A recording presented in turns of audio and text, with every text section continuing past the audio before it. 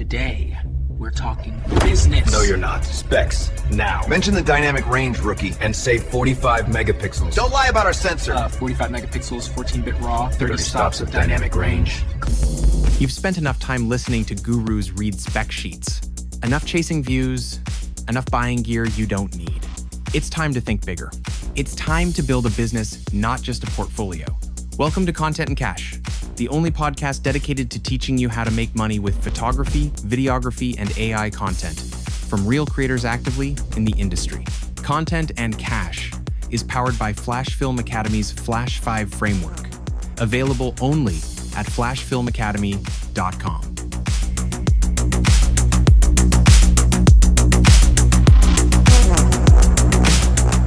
All right, guys, listen.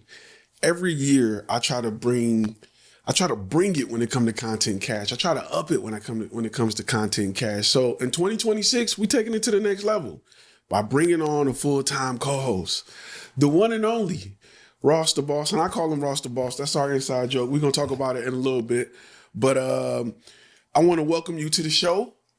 And tell us a little bit, you know what I'm saying? Let me say I brought him on because we built this together pretty much. He was with me from day one of starting FlashFilm Media and just growing this thing and building it out. We done been through some stuff out here in the industry, and there's no other person I can think of who has real world experience, who's still in the industry today, that I could be a part of this to help you guys get information from those who really in the industry doing it. So say what up to everybody. Hey, what's up, everybody? And it's funny you mentioned our beginning, because one of the photos in my portfolio is from the first time we worked together. It was for IHG. We were shooting something, and that's still one of my favorite shots of a panel discussion. So that's kind of funny that how these things kind of stick around. And it's funny, we was talking about how it was times when we got hired and we showed up with the same shoot sometimes. They hired a video guy and a photo guy, and we like, what you doing here? But they got the best in the city. That's how busy we were. I know that year for me, it was nonstop that year. Oh yeah. And the number of times we've met up in Vegas too. We were really cornering the market, and we still are. Yeah. Perfect. Welcome to the episode of Content Cash, where we talk about the real business side of content creation. Now, don't get me wrong. We're going to talk a little bit about gear because we like gear, but we're here to talk about the business. We got a few topics to touch on this week. Well, you know what? I got to be thankful to what I call the camera nerds, though, because they do drive innovation. Like, I think it was, the first few mirrorless cameras weren't that good, but it was the kind of camera nerds who were like, but this is exciting new technology. So I do think something good will come from it. But do you need 8K right now? That's going to be up to you to decide. But for a lot of working professionals, probably not. Look at the screens in your house. Who do you know have an 8K screen? Most people can't even see the full resolution of what their camera can capture right now. Most people don't have the TV to even see it. They don't have the monitor to view real 4K. Most don't. So you probably have never actually seen the quality that your camera can capture. A lot of people never seen a 16-bit image through a monitor that can handle that. Think about it. So, and you're asking for more, they'll give it to you, but it doesn't necessarily mean it's going to make money for you. Yeah. All right. The one thing I got to say about it, though, is the ergonomics are the exact same as the A7 IV. And I was really hoping for the A7R V ergonomics. I don't know about you, but like holding these cameras, they're so front heavy with the lenses and everything that I'm starting to get, I feel like I'm getting old. My hands are cramping all the time. Oh, I'm definitely in.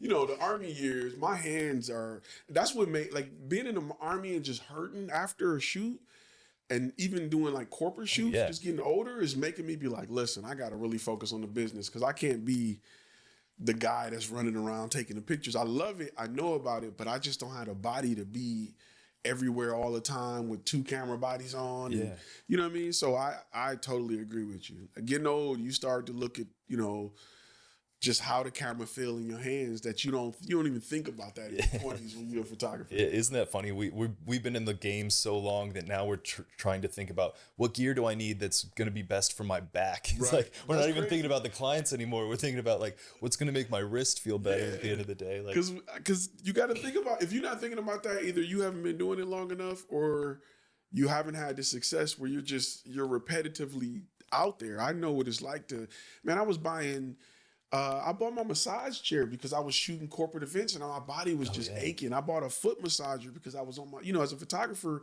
if you do corporate, you're on your feet all day. Like you don't ever want to be seen sitting down. Yeah, that's true. Yeah. I got all these tools to help me feel better because I'm old. Do you have any purchases like that you made that was kind of a couple? Yeah. So I was using just a camera backpack for a long time, and now my shoulders ache at the end of the day. So now I got one of those nice Pelican rolling suitcases, and that was pretty nice. And it feels really cool. You feel kind of more official bringing in your big Pelican cases and everything. I feel like John Wick. Yeah. That John Wick feel. Yeah, exactly. And then probably the only piece of new gear I bought in 2025, because I'm kind of past that stage in my career where I need every new shiny thing. My only calculus now is this gonna make me money? And I think that's why you're all here listening to this show. But I bought the Sony 28-70 f2 because it's not the same as like a 51.2, but you get a lot of great low light usability out of that. And it replaced, I was carrying around 2 cameras with 2 lenses, and the weight was starting to I was really starting to feel the weight. So, that wasn't even because I wanted the new shiny toy. It was, what's practical. Yeah. Carrying around 1 camera versus 2 at some of these things is really nice. I agree. Yeah. And as you get older, you'll see your purchases won't be like we talking about what's shiny, but what can help me, complete this job faster without killing myself, without breaking my back and stuff like that. There's another story that's similar to that I want to touch on, and it got to do with Nikon. They're pretty much starting to merge the red into their cameras. I think Nikon, to me, has been non-existent in the video world up until the mirrorless side of things. And what people don't know about me is the first camera I learned on was a Nikon. I started on Nikon. That's my home camera body. In photography school was like I think it was a DS 300 or something back in the day. It was one of the old schools. But so I started on Nikon. The only reason I became a Canon guy was because the unit. So in the military, you get trained by DOD and then you go to your unit. Well, the unit I went to, I didn't own a camera. I trained and they sent me to a unit. That unit was Canon. So I bought a Canon body so I can use all of their glass because they had access to all the glass. So if you wanted to use the glass, you couldn't make money with their cameras on the side, but you could make money with their glass if you had your own body. So I bought a Canon, then I would use all the glass, with the unit, and that's how I started being a Canon guy and then switched to Sony. But Nikon for video was non-existent. And now with their purchase of Red, the new Nikon Z-R is full frame, raw video. It got Red inspired R3D Kodak, which I'm a Red guy. I love, there is no Kodak better than R3D in my opinion.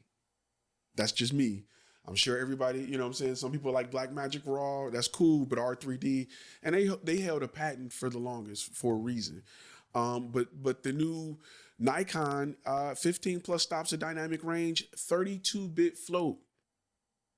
That's huge for your video guys and that just eliminated a lot of audio, separate audio devices, because now you got 32-bit float built into a camera that's light enough to live on a gimbal all day.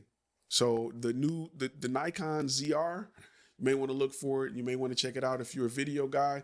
If you've been wanting to get into the Reg or like cinema level, Nikon is kind of cracking it with that. Well, Ty, now I got to ask you the age-old question. Yeah.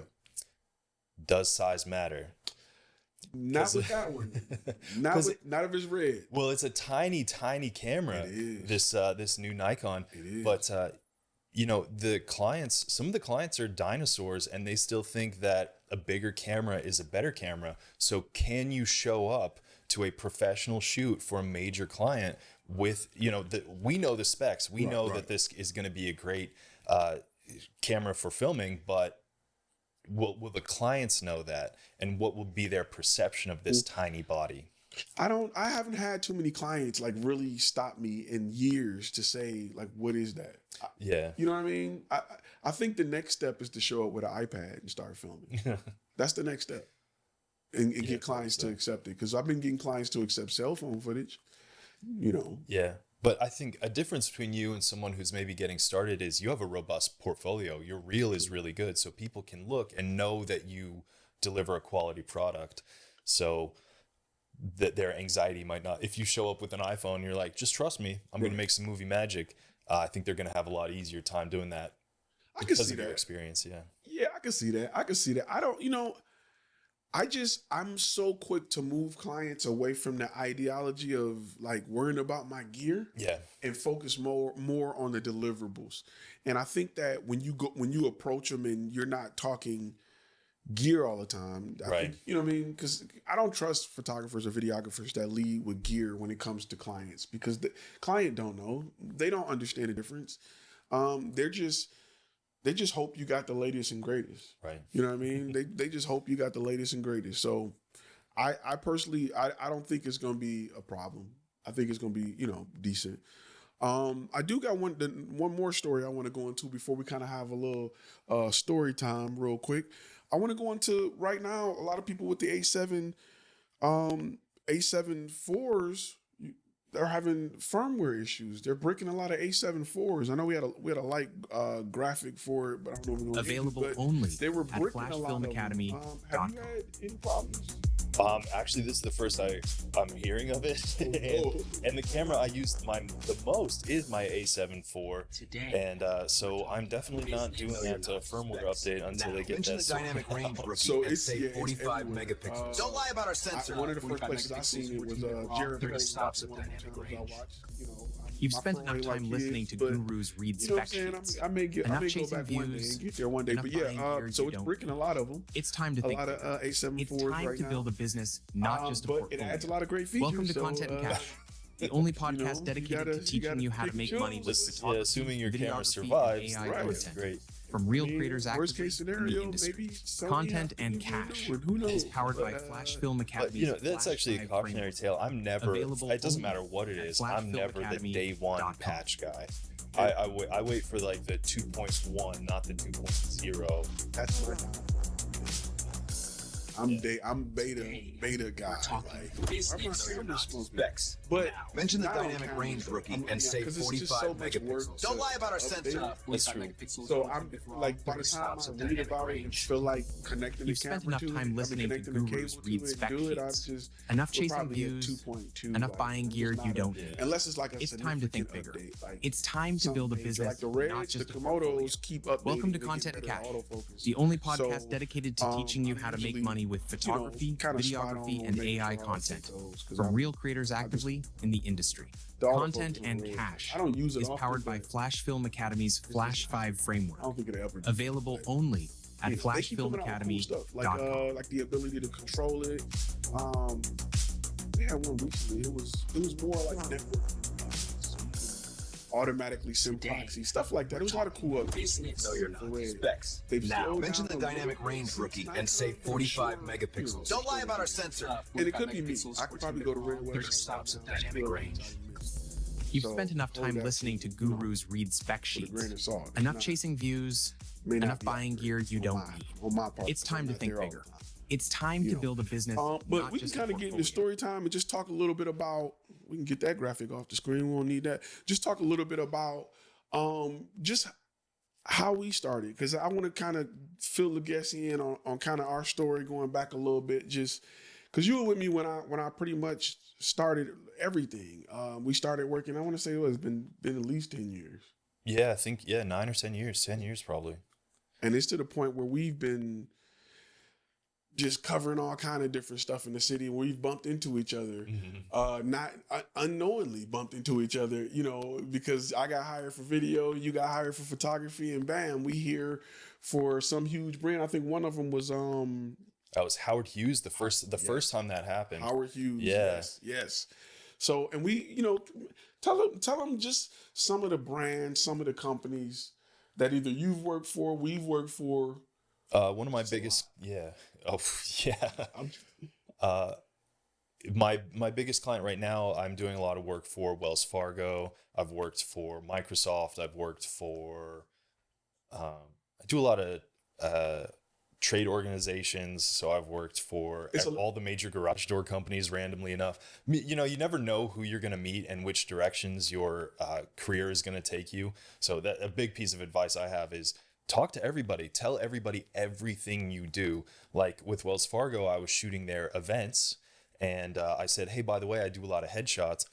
Now I have made a ton of money doing a lot of their corporate headshots, and that is, and they're not slowing down on that. They got a lot of employees. Yeah, so. they're filling that building up. Oh my gosh, yeah, the new one over here, yeah, beautiful, yeah. You know, and this is what I tell people: the most important tool in your tool bag is your personality. Oh, absolutely. And getting your foot in the door. And like a lot of times with corporate, I tell y'all, like, get your foot in the door. And then tell them everything that you do, because they have a lot of, need for your ability to create content, but they don't know, what you do. You have to be able to, you have to talk to people and find out what their needs are and present, services that you offer to help with those needs, solving those problems. This part of our business is kind of like, it's almost like dating, like the same skills kind of cross over. Is like, you got to be ready to have that elevator pitch. You got to sell yourself. I started out, like, my personality is I'm an introvert, but since doing my photo career, I've really had to push out of that. And now I can talk to anybody at any time, anywhere. And, I didn't used to be able to do that, but that's a skill I learned because it makes me a lot of money. My primary way of getting my name out there is word of mouth now. Yeah. And it, it works. Your personality, like Ty said, is a huge asset. It's probably the biggest tool in your toolbox. You want to make sure you are, like, especially when few things little stuff we do at FlashFilm Media, or just when we were working together, that was real important. Like making sure we know who the VIPs are. Like, we just have our little inside, because we work so much and work so well together. We know, like, all right, this the VIP, like this the point of contact, like this is who we got to make sure we get pictures of, even though it's not on our sheet. We know whoever paying the bill gonna get the best pictures, or they're gonna get great pictures. Yeah, point of contact gonna get great pictures, and I want to know who the CEO is, who the VPs are, so we can make sure we get some real good shots of them, because we know that having great shots of important people within the company often resulted in us getting called back and other things. So, well, that's the thing, especially a lot of clients don't know what a good photo is even, or a good video, but if they have a good experience working with you, there's a lot of times I've gotten hired for additional jobs before they even see the results because they liked working with me. Yeah. I showed up on time. I looked professional. I knew who the VIPs were. I knew who to talk to. And it just, you can see exponential growth from that. Like I had 3 months worth of work booked out from one job before they even saw the work. So just because they like you, because they have a good experience. You'd be surprised at how many photographers or videographers lose clients because they don't provide a good experience. They're just so boring, and not saying that you got to be exciting, but you need to have great customer service. You need to be attentive. You need to work with your point of contact to see if there's anything else you can do. Is there anything else you want covered? Like, we got this thing where we don't leave an event without checking with the point of contact. Oh yeah. Saying, hey, I know it's 5:00 and it's over with, but is there anything else you need?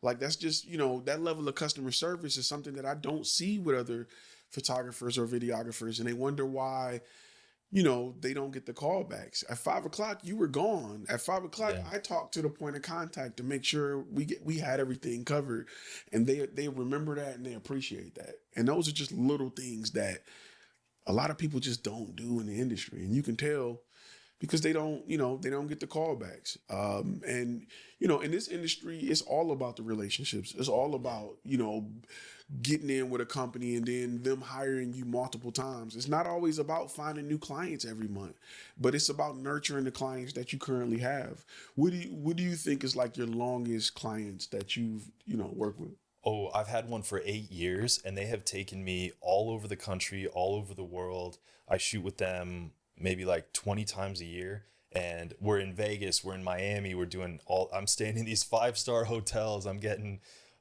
flown all over. And that's a big thing for me. I always wanted to use this work to travel, and just having those good client relationships. And, sometimes it's going out, making sure you, go out to the staff dinner at the end of an event, or schmooze with, if you do weddings, for example, make sure you're talking to the people who own the venue, Yes. the organizer, the day of manager. Sorry, I don't know. I don't do weddings, so I don't know all the terms for everybody. But I got a client who at a wedding, a dude who just rented. He had a chocolate fountain, and that was it. He just brought the chocolate fountain to the wedding, and you bring the little strawberries. And he had a company, and that's all he did. And they hired us to do some pictures for him. So yeah, if you are doing weddings, you should be getting with the venue, with whoever owns the venue. Another thing too with weddings that people don't really, people forget that the in-laws is probably paying for the wedding. They usually own a business. They're usually well off.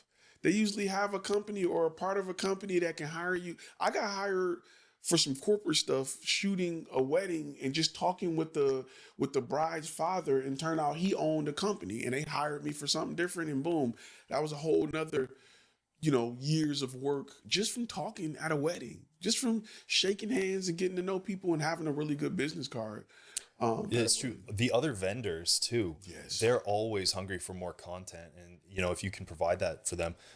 There's times, not with weddings, but other events, I've taken pictures of like flower arrangements and the charcuterie boards and all that, and I've given those vendors a couple photos for free. Be like, hey, by the way, if you like this work, hire me and I'll shoot more stuff for you. And that's worked. And that's another way that I've grown my business. Yeah, I think you got to be able to work it. And a lot of people don't want to talk to people. They want to just show up, take pictures, and hand the SD card off and leave. But this business is mental. You have to have the personality. You have to have the ability to go talk to people. You have to shake hands. You have to network. And you will have a client for 8 years. You say they hire you 20 times a year? Yeah. That one client has hired him more than most people get hired in general. Just trying to get new clients. And a lot of times it's better to build a relationship with that one client that will keep hiring you, that know your work, that know your price, that don't haggle or, fight with you over cost. They just let you, do your thing. Oh my gosh. Yeah, I can't name names on this one. Yeah. But something that was really nice is once you have those relationships, like they asked me for a quote on a project, and I had such a good relationship with my contact that she said, our budget's like 3 times that, ask for 3 times that. And I was like, I love you so much right now. But if you don't have good relationships, they're not going to tell you what the budget is. Yeah. They want to see how low you'll go. And, that's not a good place to be in this business. And what people, they don't believe me when I tell them, like, these clients have to spend this money. They want to spend all of it. Oh, yeah. Because they want to get more budget next year. So I've had clients that say, look, we got a little money left over. What do you got that's $3,000? Because we got $3,000 in our budget. You know what I'm saying? That happened to me this week, actually. One of my major clients asked me, it's a little bit different because they were like, can we pay you now? And then maybe you'll do the work in like January. And then you kind of have to weigh it with your like taxes and how you budget and stuff. They're trying to get it. Yeah, they want it. Yeah, exactly. But have it for because they're trying to blow it because they want to.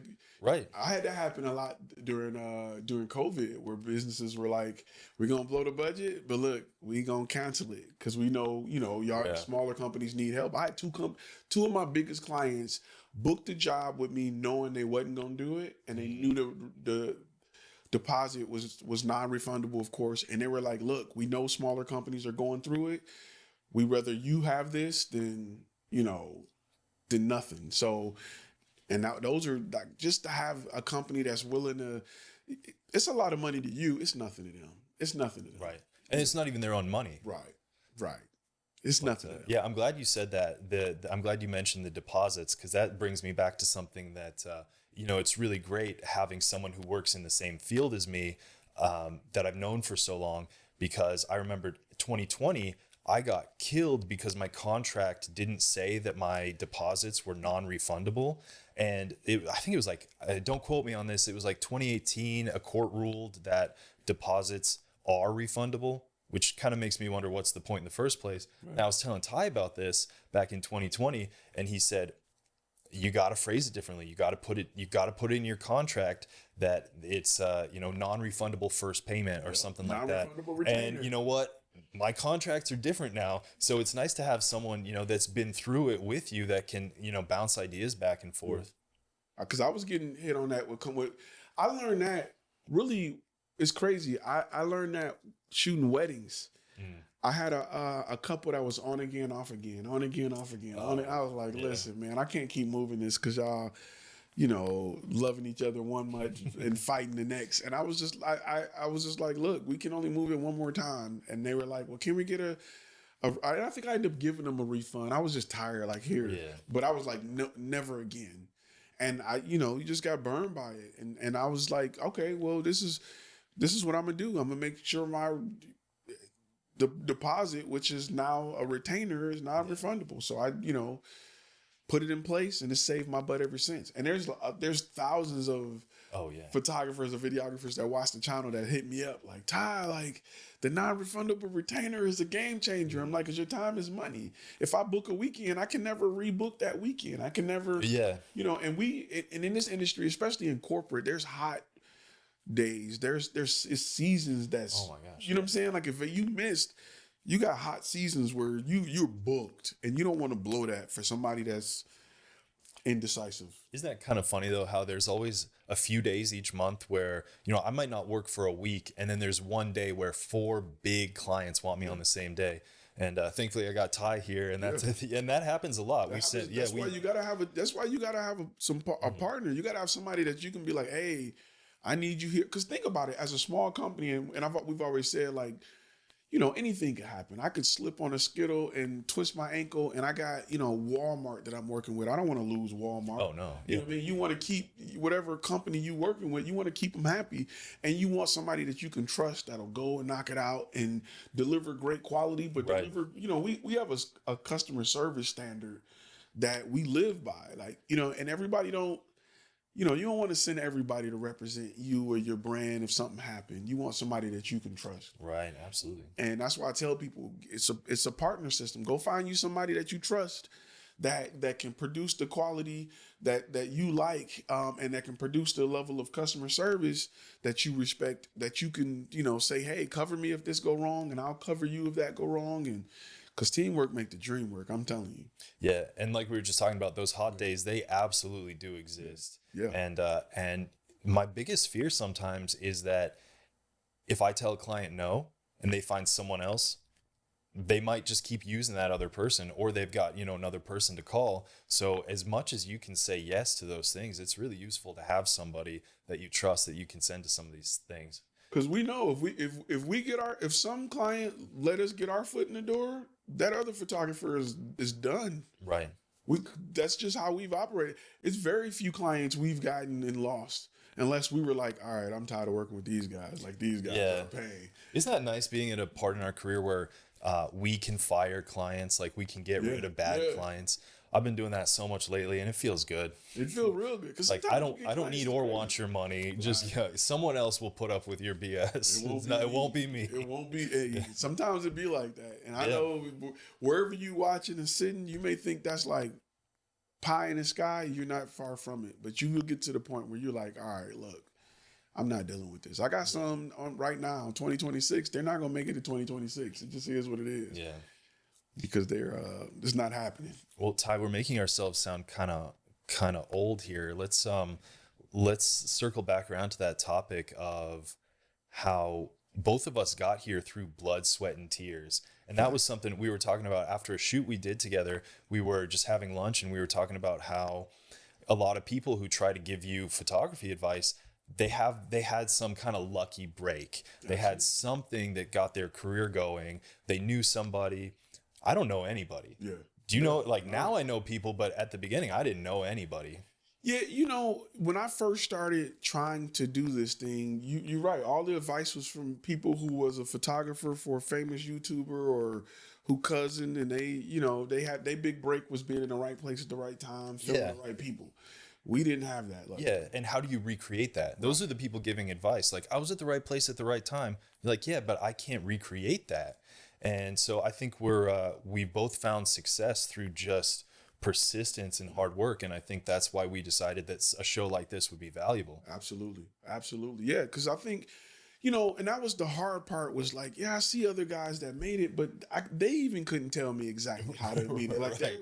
they're like, I shot great interviews. And I'm like, no, you were filming a guy that got 2 jillion YouTube followers. So yeah, it was easy for you to spin off and do your thing. Like I started from just me. And just real quick, the term Ross the Boss, I would talk to him, tell him my name is Ty, and then they would go shake his hand when we show up. And I'm like, he like, no, oh man, like, yeah. No, this is the guy you want to talk to. It's always funny. He like, nah, you gotta go talk to him. And they're like, oh snap. Like, so we always, it was kind of, so that's kind of, I'd be like, oh, that's Ross the Boss. You know what I mean? Because it was hilarious how it always happened.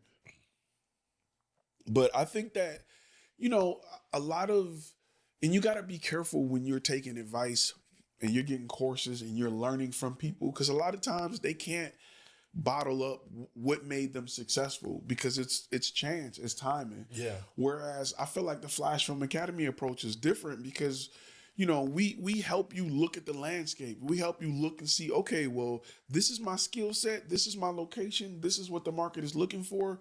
How can I put this together to make it make sense? Because a lot of people who want to do certain photography or videography, it may not be profitable in your area. And if you don't know how to understand it, like corporate is big because we're in Dallas and there's a lot of companies and but if we weren't here, we would have to pivot to something different because things are different depending on where you are. So I think that whoever you guys decide to follow for training, whether it's us or not us, whatever community you decide to join, make sure it's built off real principles and not just lightning in a bottle that he happened to capture. Now look at me. Right. You can be like me if you go on Instagram and find somebody with a jillion followers so you can edit their videos. Like, no, that's not the way to success.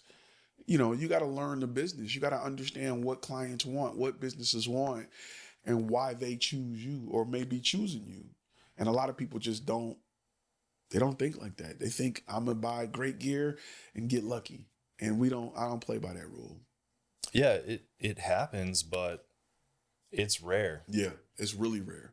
And you don't want to, a lot of people watching have families, they have kids, they have responsibilities. Like, you don't want to risk your everything on what a guru telling you on Instagram. Go inbox other gurus and don't do that. Learn the fundamentals, understand business, understand the company. You riding past, every time you get in your car, you're driving past businesses that need content. And if you don't know how to solve their problem, if your solution is just photo or video, you're not going to make it. You need to talk about the deliverables. What are they getting from this photo and video? How does it help their business? How can it help them become more profitable or whatever it is they're trying to do? And if you don't understand that, you're not going to make it. AI is definitely coming and it's going to kind of, take everything from you. And I want to kind of just go down that rabbit hole a little bit because I hear a lot of content creators are just, as soon as you say AI, they're like, but it's AI, it's soulless. And I'm like, listen, your client don't care. Right. Whatever's the cheapest. You can say what you want to say about AI videos. They're almost to the point where you can't tell. And half the people still don't even know AI videos exist yet. Once the world really find out about AI videos, they're not going to be able to know the difference. It's going to be too late. And your client doesn't care. Like, creativity is, a lot of people in the industry are so hung on creativity and being this artist. Your client don't care about that. Creativity is, they care about cheap content. If I can get the result I want from images, for a fraction of what it costs to hire you, then I'm gonna do it. That is why AI is your competition. You can be mad about, it's soulless and then the quality is okay. It ain't there yet. It's cheaper than you. It's cheaper than you. It's faster than you. It's cheaper than you. So don't nobody care about the fact that you want to be this artist and be so artistic, and businesses care about profit. Yeah, if you want to thrive in this, you have to think of yourself as a business person first and an artist second, or third. It's like Facts. like business first, and you're selling more than anything. You're selling value. If you can, that's why you might make $20 for a picture, or you might make $20,000 for the same picture. It's how can they sell it? If you're shooting an ad for Coca-Cola, let's say, and that ad is going to make them millions of dollars, then that's going to open up their purse strings quite a bit for you, even though it's the same amount of work. So that's how I always think about it, is what value am I selling? That's also a good guide for pricing. Like, if my work is going to make them $100,000, I want a piece of that. Facts. I'm not working for $10 an hour. Because they will try to get you for $10 an hour. Yeah. If you're not smart enough to understand the value of what you offer. And I think, it comes back to a fundamental, it comes back to people understanding that you are providing more than just pictures. But if you belittle yourself to being just a picture guy, right, they'll take pictures aren't even worth $1 a picture anymore, because you can take it for free in your cell phone and it don't cost nothing. So pictures are almost free. So the value of pictures aren't much. You need to understand the value of what these pictures are doing for your client. That is where your value is. The outcome of them using these pictures. That's what you need to understand. And I think a lot of content creators are so stuck on making the pictures pretty that they don't understand the value to the client. Well, and that's a mistake I made for years, actually, was I was pricing by the hour, and that still could be a good way to sort of break it down for your client to understand. But I try to estimate value, like how much value am I adding, and then I want a percentage of that value that I'm adding to them. Yeah. And that's a way better way to understand how to quote per project. All on deliverables. Hourly. If you're still quoting on hourly, we're doing deliverables from now on. 2026 is about deliverables. I can do it because the reason I got away from hourly is I don't want to be punished for finishing early. You know what I'm saying? Like, right. I don't want to be punished for being good at what I do. So I got to sit there and tinker with it and act like I'm struggling for you to feel like it's worth the money. I got to bring 50 people that's sweating and drenched to make. No, I want to be able to, because one of the value, another way you can package value however you want. Value may be the client don't need to be in front of the camera for 20 minutes. They only got to film for 2 minutes instead of 2 days. Like, that's value to some people. Some clients are busy and don't have time. So where you may see AI as, some BS, they may see AI as something that can be used so that they don't have to be in front of the camera for 2 days or have to film for long. Yeah. So here you are down in AI and the client is loving it because of how you positioned it. You're, as a creative or a creator, a lot of you guys are looking at it as the negative side of AI. You're looking at, it looks a little off and it ain't perfect. The client is like, wait, I don't have to get in front of a camera? I don't have to read on the teleprompter? I don't have to do none of that? I can just send y'all a script and y'all can. So the client may be willing to pay more for that, to not have to do nothing, than what it would cost for you to sit down and film them. But it depends how you present it, because the value in AI is, hey, client, I can film you once and we never have to film you again. Yeah. And like it or not, it is the future. It is here, and it's going to get better. Facts. And it is going to change the market. So it is way better to be an early adopter than to get left behind. Yeah. And it's here. It's coming. I hear so much negativity in the comments. People like, I hate AI and AI. Look, I want to give a story. When I was younger, I was always a computer guy. I was like the nerd or whatever. They're like, wow, you're always on that computer. You're always on that computer. And I was in the, back in the day, I'm talking about old school. I was on AOL 1.0 before instant messaging. That's how old I am. And for those who old school, AOL didn't own instant messaging. Prodigy did. It was a company called Prodigy. This is how old I am. Back in the day, to get on the internet, it was AOL, CompuServe, Prodigy, Netscape. AOL bought all of them. But, you know, my people would clown me. Not my people, my friends would clown me, right? Because they were like, oh, the computer is just a fad. Like, why are you on the computer? It's going to be, nobody's working on computers. And, you know, and I'm typing and I'm, you know, nowadays they type like this. And here I am, you know, we're live streaming with graphics and they're still like, oh man, how do I open a PDF? You don't want to be that person. Yeah. You don't want to be that person. Get involved with AI. If you're a part of the community, you know we do a lot with AI all the time in the community. We post a lot. In fact, we're working on some stuff talking about animation. This background that you're seeing, this graphic, this is all AI. I created all of this 100% with AI right now. Yes, all of that. So, in fact, you and I aren't even here. Right, we're not even real. Ross, who's Ross? Right, I'm an algorithm. Doing this like a glitch. So I mean, but you have to embrace it. I got my son create. My son's editing in DaVinci Resolve. He's editing AI clips right now, and he's 11. So I knew grown people that don't know how to create on Sora, and my kid's doing it. So you have to be involved. And another thing I tell people is, people feel like, well, as a photographer or videographer, like, why would I even, how am I better at AI than the average person? Yeah.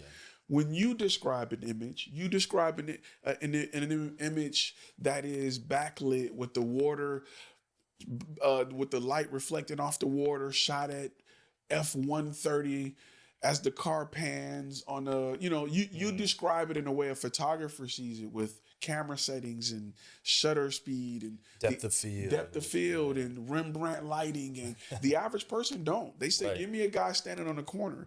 Your description of what that guy looks like based off your experience in cinematography or photography is going to create a better AI image because you know how to describe it better. And I think a lot of photographers or videographers never take that into account as to why they're going to be better image prompters than the average person who just saying, give me an image. Just like even with your camera phone, you can take better pictures with your camera phone than the average person because you understand composition. Mm-hmm. The average person don't. And you can get them a camera, you can give them all the best camera in the world. If they don't understand composition, it don't matter. So with you as a photographer that's writing these prompts, who can write in composition, who can write in lighting, who can write in 3:1 lighting ratios and certain type of lighting styles, you have that ability over the average Joe who don't know none of that. So that's why I tell you, if you are a creator and you have not started using AI, get started, because you have a unique advantage currently than the average person. Yeah, even if you don't go full AI, I mean, there's still a lot of tools that just speed up your workflow. Like I was talking about headshots, there's some pretty decent, you got to kind of turn the settings down because it'll try to overdo it. But, it used to take me like 30 minutes to retouch a headshot. Now it's, you plug it in and it takes care of 100 in that same amount of time. Facts. And these are tools you should be using. These are tools we talk about in the community and the inside, where we really, AI is something that's here. It's not a add-on. It is a component of our industry, and you got to treat it as such. It's not like it's not like we're not just using it to make images bigger. We're using it on the business side to get new clients. I mean, there's tools on the inside that we talk about that help you with SEO, to help you bring more clients to your website. Tools that you can use to help talk to your client without you doing anything. If you've gone to FlashFilm Academy, there's been different tools where you can, take a test to see where, what product is best for you. There was ways for you to click through like a menu to learn about what's the right tool for you. All of that's AI. We're using AI for pretty much a big chunk, even in the community, to help the community, flourish. There's some AI tools that we're using to keep the conversations going. So if you're a part of it, you definitely know what I'm talking about.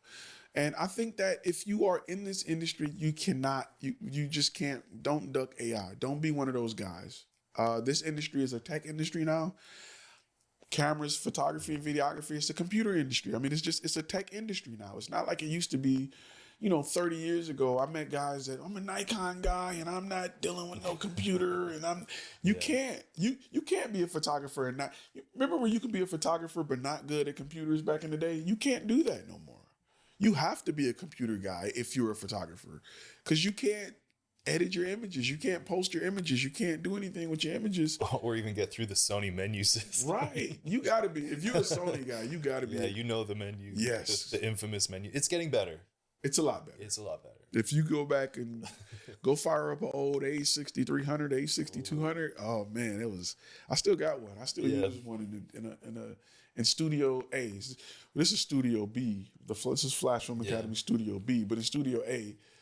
We've been at this so long. I remember you and I, we were talking on the phone about mirrorless cameras when I think it was the Sony A6500. That was kind of a game changer because it had reliable autofocus, and it was one of the first Sony mirrorless cameras that did. And maybe it was the 6300, A6300, I think was the one. But I ended up buying two A6500s. Yeah. So I think I had one because I just kind of wanted it as like almost like a toy. Like I didn't even take it that seriously at first, and I got it and I was like, this is my new camera. Oh yeah, crop sensor, but it was 16 frames a second. Yeah, and so mirrorless was a game changer. And now I try not to be an elitist, but if I see someone with like a 5D Mark III still shooting, I'm like, man, they're still on DSLR. Why haven't they switched to mirrorless? Yeah. You don't want to be that person with AI. You see someone putting out content, and in 10 years from now, and they've got no AI, and you're just like, what are you doing? I mean, just if you're a watcher of the channel, just look at how my thumbnails have changed. Like it went from me just being in front of some cool graphics to me jumping out a window holding the camera. Like, just look at where AI is taking my thumbnails. Like, just think about that. And let's just talk about some of the places some things AI has already eliminated. I think if you're a personal headshot photographer, if you do personal headshots for people, and I used to get 500 a pop on Thumbtack all day long, 500 a pop. Then it dropped to like 3 when people started getting cheap, but it was 500 a pop for like 2 years. And I was in old ladies' garages taking, I would bring my setup, my van, and I would, you know what I'm saying? But personal headshots, I think if you do product photography, AI. Product photography. I think fashion is going out too. Yeah. Certainly. Yeah, product photography. I don't know why anyone would hire a product photographer. You get a 3D model of that thing and you got everything you need. You can just take a picture of it now. Yeah. Gemini is crazy. Yeah. Like you can I can take a picture of something and put it in somebody's hand. They don't even know and they holding it. So yeah, I mean, in a way it sucks because I really enjoyed product photography. Yeah. That's never been my specialty, but I've done some of it and I thought it was really fun. Yeah. But AI is like, hey, give me a picture and add something to it. I mean, it's coming. You just have to pivot. That's all. If you know about it, if you see what's coming, you can use it. My thing is this: anytime you learn about something before the general public learns about it, you can probably make some money off of it until everybody catches. My thing is I always say until your mother started using it, you can make some money off of it. You know what I mean? Like you can make some money off of it. Until your mother started adding filters to her picture, you can charge people to filter and clean out their image. Until it made it to the point where your mother can start doing it. Now you can't. Now people are like, I'll just go on Snapchat and add a filter. I remember a long time ago looking through Fiverr, and there were people who said that they were professional retouch artists for headshots, and really they were just using like Facetune or something like that. They're just doing a couple little clicks real quick. But you're right, like most people didn't know about that. Just like I tell you now, people like, I had a video that went a little viral that says, hey, if you want to hustle, start restoring images. Tell people you can charge them $10 to restore an image, run it through Google Gemini and send it back to them. And you made $10 sitting on your butt. And it takes 30 seconds. So, but, the most important thing with this episode was we want to kind of reintroduce us together as a crew so you can kind of get an idea where we're coming from. I'm heavy video with a lot of photography. He heavy photography with a lot of video. And I think that we're going to have a unique perspective of what's going on in the industry. So every week we're looking to have a new episode where we can make sure you guys are up to date and, you following what's going on in the industry without being suffocated by sponsors who trying to tell you to buy all their gear all the time. You know what I mean? Yeah. But anything else you want to add before we peace out with this episode? No, we covered a lot. I think we covered a lot. If you guys got questions and want to see us talk about other things, especially about our history and questions about the industry, make sure you drop them below. Yeah, what do we got between us? Almost 30 years of experience, At least 30 something years. like that. And we've seen it all. Yeah, at You know least what- 30 years. You know what I photographed real quick? Yeah. A couple weeks ago, for the first time in a 11, 12-year career, I photographed an armadillo race here in Texas. And I was like, you know what? This is an awesome industry to be in because new things that I've never seen before. What is the weirdest thing you ever shot? Oh boy. You know that the armadillo race does come to mind, but I don't know. I've been to so many just like interesting places. I've met so many interesting people. What's the furthest you've been on a shoot? The furthest. Well, I not to brag or anything, ahead, but yeah, I'm that's actually fine. I'm in negotiations to shoot an automotive show in Berlin this coming, or in not in Berlin, somewhere in Germany, this coming summer. So if that goes through, that'll be my furthest. But yeah, right now it's just all over the country. Hawaii. Hawaii's the furthest? I shot some corporate commercial stuff in Hawaii. Okay. The weirdest thing, I'm trying to think. Well, shooting for a butcher was weird because you get to see the animals come in and you're like, oh, you got to go through the whole process. The weirdest thing or the most uncomfortable thing, and I'm not gonna name names, but so I got hired by a political candidate who was a local political candidate. But like when I went in there, the people let me in and I saw it on their face that they were like, oh, something's wrong. So I'm like, no, okay. So the thing about me is Ty, short for Tyrone. I don't have no pictures on FlashFilm Media. You don't know who I am. You just know Ty coming and you get me on the phone. I'm like, hey, how you doing? Yeah, sure. On my way. You all right, buddy? Whatever. So I get there and I hear the dude in the room practicing his speech. And his speech is mad crazy. Like, we're going to shut down the borders. We're kicking him out. You out. None of you people. And I'm cracking up. And he come out and he was a short dude. So I get the camera set up and he like, now I heard the speech. I heard him like, everybody's kicking out. He kicking out. And I'm sitting there like, yeah, bro, keep that same energy, bro. Like, yeah, in action. Like, and he's like, and we're going to shut down the borders and we're going to get rid of it. And I'm like, listen, bro, like, I really don't care, fam. Like, but I don't care for what you're talking about, but this video gonna still be fire because I'm attached to it. Like, so I need you to come with that same energy, bro. I don't really, you know what I'm saying? Like, I don't really, don't get scared now. Like, say it like you said it. Yeah, being like politically agnostic for business is really important. I've shot some stuff that I didn't agree with, but their checks cleared, and in case sometimes if something's really outside of my belief system, the price goes up. Oh, yeah. I tell people sell bullets and band-aids. I'm selling to both sides. Yeah.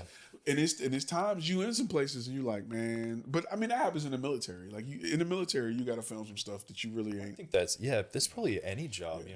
I'm thinking about like lawyers and there's all sorts of people who are, you just kind of have to keep your feelings out of it if you want to succeed. Because at the end of the day, like we've talked about for the last hour or whatever, you're a businessman first. Facts. Can you imagine being a defense lawyer or some crap like I can see right through it? Like, bro, you did it. Like, yeah. I know you did it. I got to go in here and act like you didn't do it. Rough. I'm trying to see what's the so the craziest thing you said you ever shot was the armadillo race. What was the I don't know that's the craziest. I'm just what is it, like 5,000 shoots or so? Yeah. I'm trying to even think back.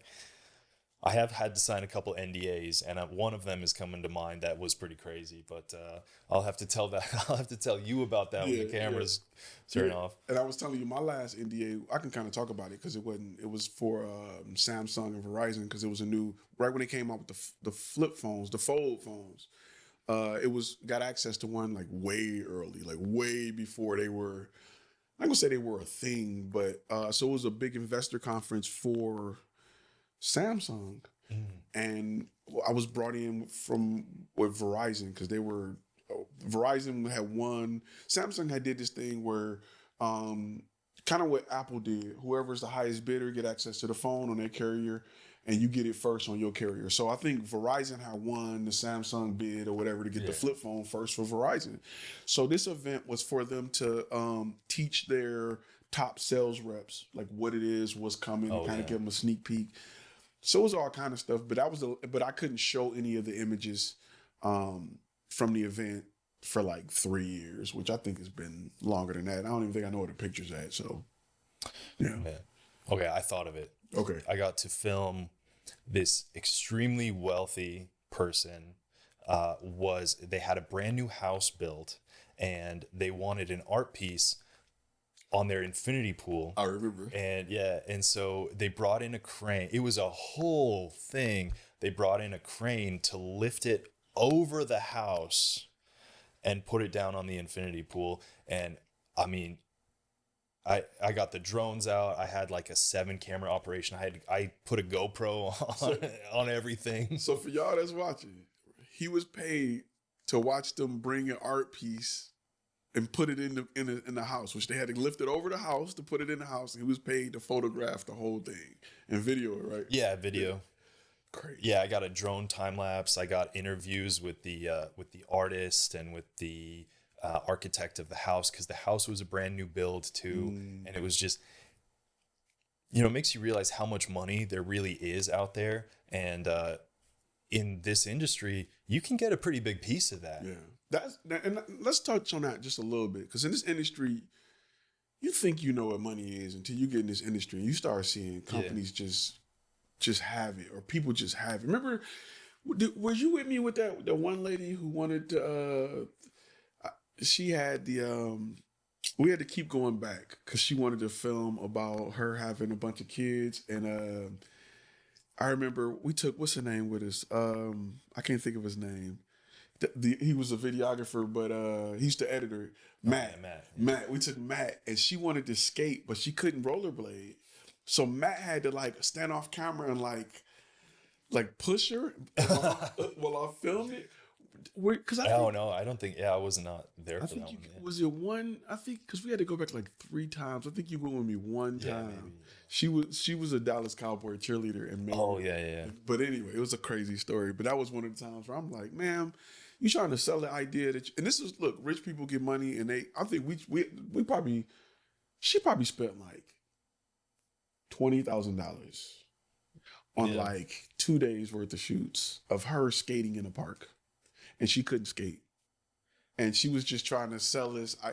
She didn't even have a full-fledged idea. She was just like, just work with me. Like, just show up and just film. I'm just gonna point. And I'm like, all right, man, we're charging you like $8,000, whatever. So I'm just gonna film. And she was like, okay, like I got an image of me in this skating through this park. And I'm just like, all right. So we got a picture of her skating through the park, picture her running, because she was trying to show that she was in shape, but she was running. She had found somebody's dog and took their dog and walked. So we're just getting random B-roll of this woman. Yeah. And she's like, all right, that's a wrap for today. So we send her the footage. We don't know what she's doing with it. She don't want us to edit it. She just wants the footage. I got another day next week. I want you guys to come back out. And we like, cool, because we don't care, like whatever. We come out every day for the price we charging. Like, yeah, you know what I'm saying? Like, and but it was a very profitable shoot. And I don't think it even turned into nothing. They spent probably $30,000, $40,000 for video that is high quality, like red footage of a woman walking in a park. And she was just bored and was just like, I got an idea. And it was just crazy. But yeah. Yeah, nuts how much money there is out there. You want to hear a crazy twist? Yeah, to that story? I do. Little crazy twist that don't Google it, nobody. So that same lady had got famous because a tornado they had like a $3 million house, and the tornado had blew the roof off the house. And she was like holding on to it. And she didn't get hurt. I think she lost like a finger or something. But yeah, but like she was on the news. Yeah. She had wanted to be famous. So she was looking for it. I gonna say she was looking for a reason, but if they put a mic in her face, she was talking for hours. Because she was a housewife. I kind of felt sorry. I felt like maybe this is more for the top tails, but after hours. But I kind of felt like she ain't had nobody. She was just by herself, and she was like, these two guys are gonna follow me with a camera. I feel special. I think her husband was just like, do whatever you want, man. I ain't got time for this. But anyway, the good stories we gonna save for after hours, where we can really, we can really talk like we want to. We can save some of that for the member side of things. Oh yeah, we gotta save something for the members. Gotta save something. But most importantly, I want to make sure that we're providing real useful information, and you guys could benefit from it. Anything else you want to share with them before we slide out? I think we covered a lot. We got to save some for the other episodes. You're right. All right, guys, listen. Content Cash, we're going in a new direction.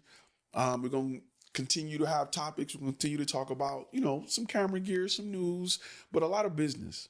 Most importantly, a whole lot of business where you guys can learn and grow from. All right. As always, I will see you guys in the next video. Anything else you want to say to them, or just all good? See you guys next time. All right. Listen. Make sure you like, share, subscribe, do all the stuff that you're supposed to do if you are if you're a dedicated member.